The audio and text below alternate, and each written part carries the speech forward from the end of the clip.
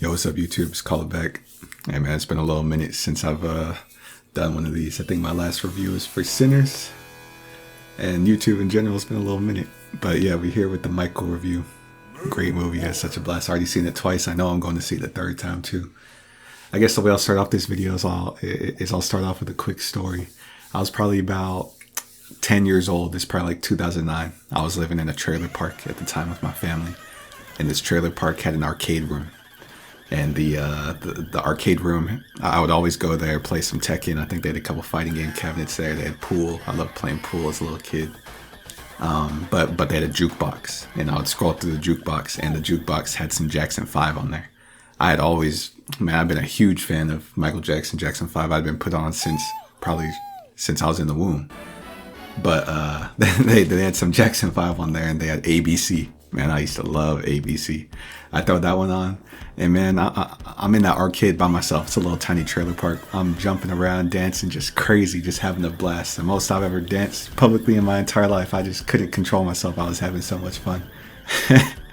Mind you, I've always been a super tall person. So at 10 years old, I'm already like 5'8", 5'9". So I didn't look like no cute tiny kid. I was, I didn't really get the liberty of being the cute kid. I was always the Godzilla type beat. so I'm this huge kid dancing around the ABC, and I turn around and the manager of the trailer park is looking at me, and I just freeze up. I'm like, oh, and I get so embarrassed. My face probably flushes red. He wasn't judging me or anything. He was just like, wow, this kid was really jamming out. He just looks at me and he's like, good song, huh? And I'm like, yeah, it's a good song. And then he walked away, and I think I left the arcade and just went back to our RV. Just to give you a little backstory of me, like Michael Jackson's always been where it's been at. I was watching his music videos on demand. I knew all the choreos. I was singing everything. I knew every choreo, Beat It, Thriller, Billie Jean, Dirty Diana. I used to have the ripped t-shirt. I used to do the 720 spin that he did and rip the t-shirt, and then you're on your knees breathing all hard during Dirty Diana. I used to do all that stuff. Michael Jackson, The Experience on the Wii.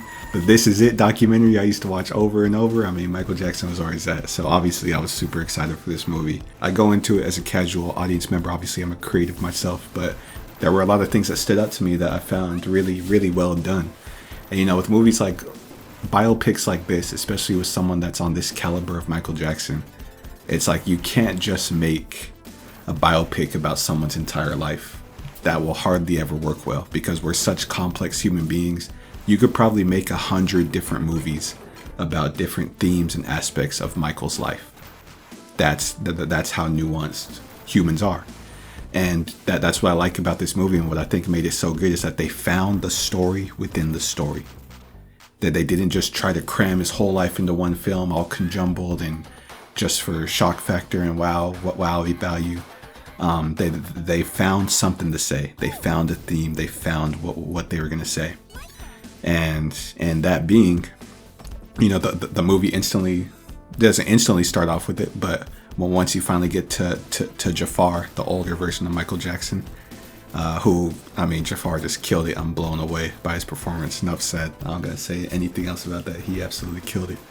But once you get to the older Jafar, and he's sitting talking about his dad, Joseph, and he says, I'm going to look him in the eyes.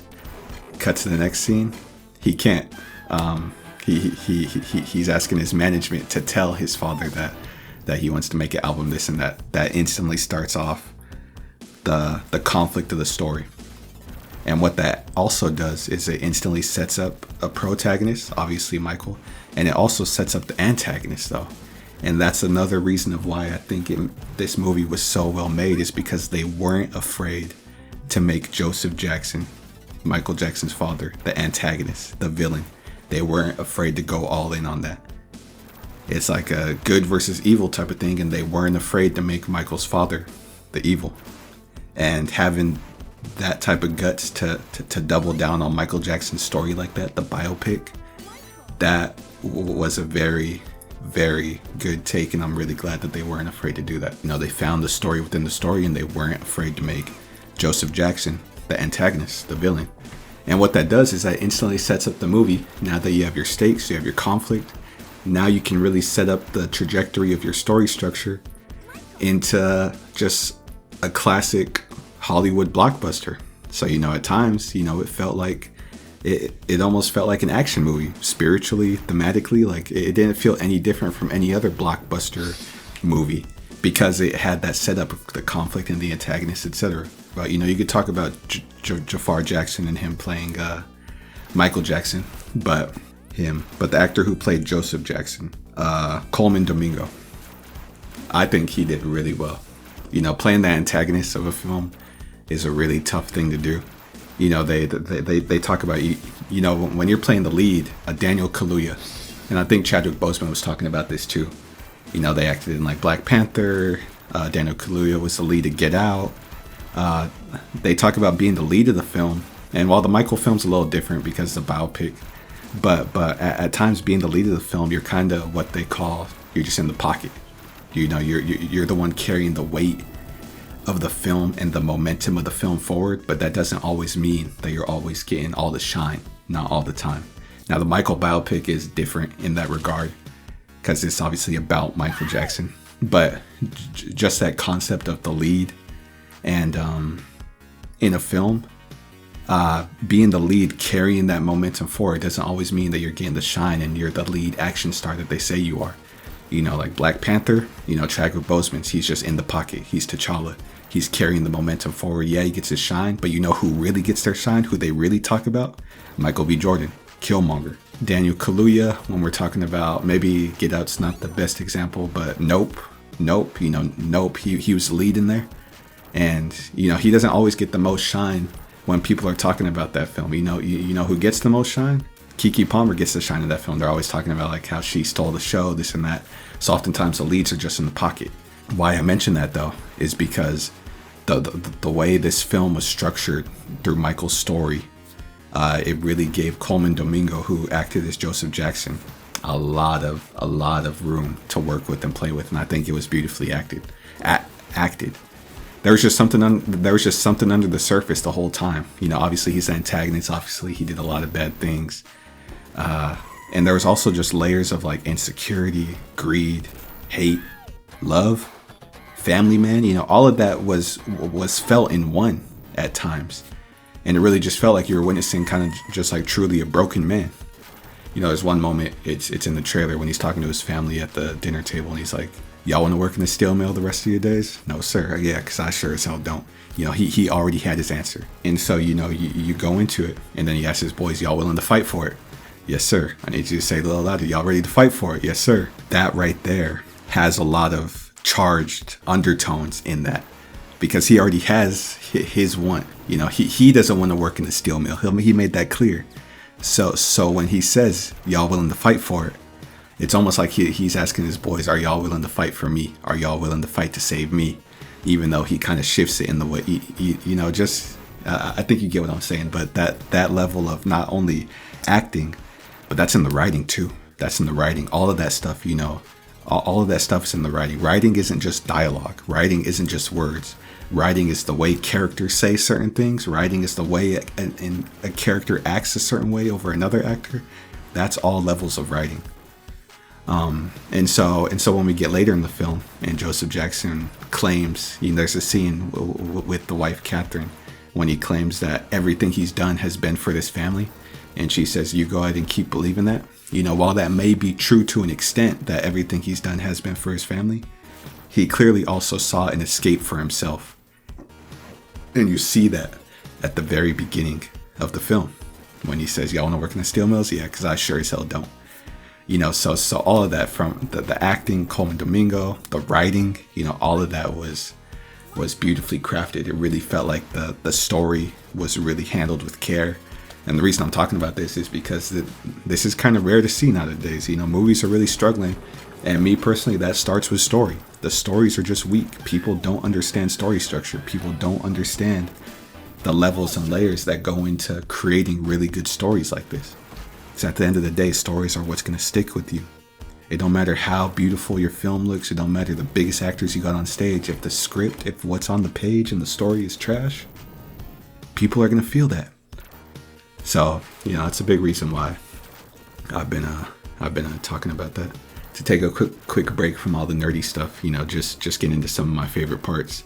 I'll Be There by the Jackson 5. I mean, that's one of my favorite Jackson 5 songs of all time.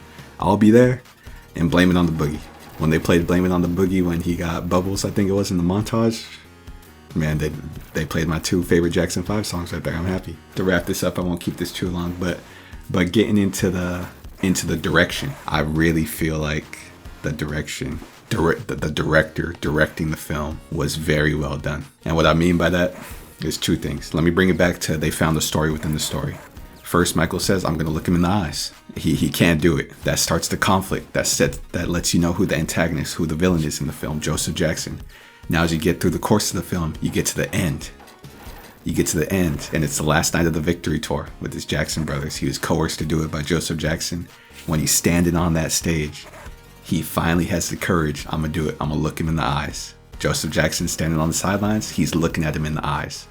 Now, what that does is, that literally feels like an action movie. When it reached that climax, that's the climax of the film, it almost feels like a boss fight. It feels like a video game boss fight. It feels like the end of an action film, like 2 characters clashing head to head because of the way they set it up.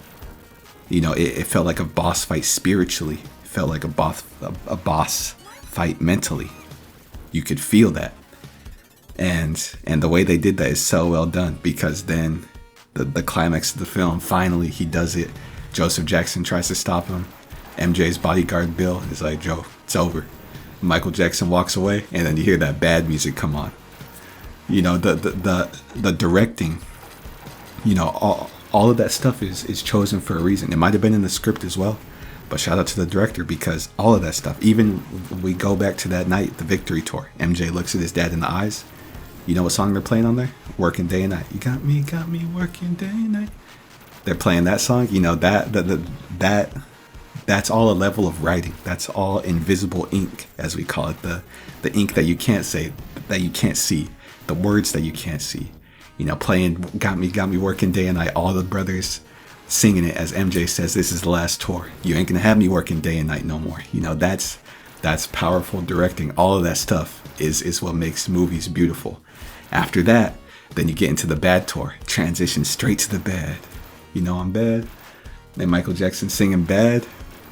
I mean, all of that stuff is intentional. That stuff is intentional. The songs that they choose, how they transition to that's all intentional, because it adds to that climax. It wraps up that boss fight so beautifully. It makes you feel like you won. Like, yeah, if Michael Jackson would have performed bad at the end of the movie, of course it would have hit regardless. But the fact that it had that context behind it, the fact that it transitioned from the Victory Tour, all of that stuff is beautiful directing. And the last thing I want to mention, the meat of the film, which is when Michael Jackson's making the Thriller album. The way this was written, the way it was directed, and the way it was acted was so well done. Because the making of the Thriller album was broken into 3 parts. Now I need you to listen to me. The making of the Thriller album was broken into 3 parts. Now the first part was Community with Beat It. Michael Jackson's thinking about the album, and he looks at the TV and it's talking about gang violence. So, and then he wants to work with these gang members on a choreography, on a music video. And that's the first part of making the Thriller album. It starts with Community. It starts with how he involved everyone. And then after that, you're building the anticipation. Everyone knows Thriller's coming. Everyone's waiting for Thriller. And he's sitting there. He's trying to think of a melody, think of what's the title track. It's Thriller. You're waiting for it.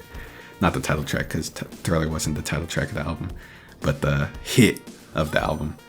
And then we get into Thriller, the second part. This is where you show the creative process. He's watching films. He's watching horror films. He talked about it earlier with his management about how he wants short films. He wants cinema infused with his music. He starts doing the choreography. It goes wide shot to show the camera crew, the film production. It talks about what he's looking for behind the camera, etc. And so we got that first part. It's Community with Beat It. It's the creative process with Thriller. And then we get to Billie Jean, which everyone knows. I think it was the Motown 25th anniversary performance. Then you get to Billie Jean. It's the Billie Jean performance. This is to show that this album's a global sensation. Just blows up. So the way that they crafted, directed, acted, and wrote the making of the Thriller album was beautiful. They had Community with Beat It, the creative process with Thriller, and the global sensation with Billie Jean. And I mean, so the pacing of those scenes, of that moment in the movie, was just so beautifully done, so good. It really was like, felt like a classic Hollywood blockbuster, which I think we've been missing for quite some time. I loved how they took creative liberty with things such as the pets. Like I think it was mentioned that Michael didn't get Bubbles the monkey until like the 80s, but in this movie they gave him Bubbles earlier, but it added to the story. It had purpose. The reason they did that was to show his disconnect from humans. You know, he couldn't be seen as a human being, so he was connected with animals more. They brought, taking those kind of creative liberties, while it might not be fully accurate on when and where it happened, it added to the story. It had purpose. So like, I love how all that stuff was crafted in there and made, for a reason. It's all just beautiful stuff. It's movies like this that remind me of why I love film, why I love story in general. Love story. The last thing I was going to mention, this has been so cathartic for me. I've been working so much on my creative projects. I haven't had the chance to really nerd out about stuff like this, so it's really happy. But the reason I'm a big fan of this movie as well is because it shows, Michael's childlikeness and his innocence, which is a very controversial topic with a lot of the stuff he had to go through in his later part of the life and the accusations that were made against him. And I think this movie did a really good job at humanizing him and helping people understand who he was a little bit more and why he was the way he was. And that's a big part of why I've been such a big fan of Michael Jackson. Is not only was he obsessed with his creativity and his craft, but he had such like an innocent childlikeness to it. And that's something that I've always gravitated to within myself as well. I get I don't get inspiration from Citizen Kane and The Godfather and all of these, pinnacle of cinema type of movies. I get inspiration from cartoons. I got cartoons on the TV all day. I'm reading comics. I'm playing video games. Watching YouTube videos about, stuff that I used to love as a kid. Like my mind, I've always made sure to never lose that childlikeness of me. To never lose my action figures and what I got, what comic books I'm reading. I always make sure to keep that intact because that's what's kept me alive the most. And the one thing I realized from Michael Jackson is, the reason why he held on to that is because he never got that as a kid. And he wished he could have had that. So he made sure he had it and provided it.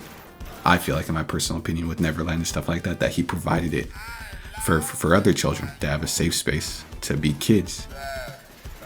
For me, in my perspective, I'd been through a lot in my life and had to experience a lot of bad things that I probably shouldn't have witnessed as a kid. And at the same time, we were always able to hold on to our childhood. I still felt like I had a really good childhood. I still felt like I had a good experience with childhood. And when I meet people now in my adult life, oftentimes I realize that they're kind of surprised at how good of a childhood I had. Meaning like the memories I had, kind of the vitality, just the life, the raw life that we lived our childhood with. Amidst everything that we had to go through, that I had to go through as a kid, we still never lost our childhood. And so while Michael Jackson held on to his childlikeness because he never had one, I hold on to my childlikeness because I realize how rare it is today. That a lot of kids that are growing up today and people my age, that they don't relate with the type of childhood I had.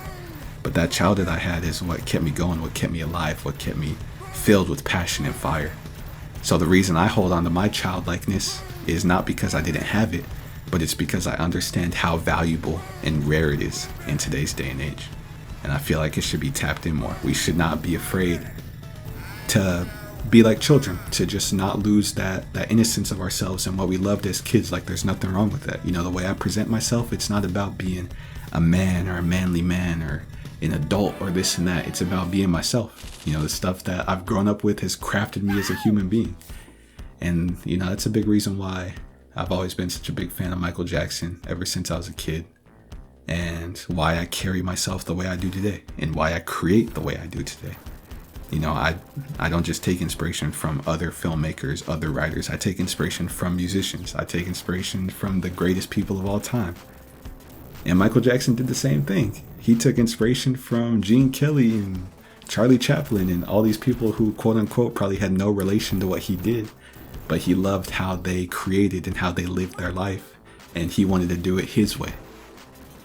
Now, me and my own creativity, and anyone else out there who's in their own creativity, I encourage you to do the same. Is don't lose that childlike innocence and take that inspiration from anybody and everybody. It don't matter who it is. I get inspiration from Bruce Lee, a philosopher, martial artist. I get inspiration from Michael Jackson, the king of pop. I get inspiration from BTS, the greatest Korean boy band of all time.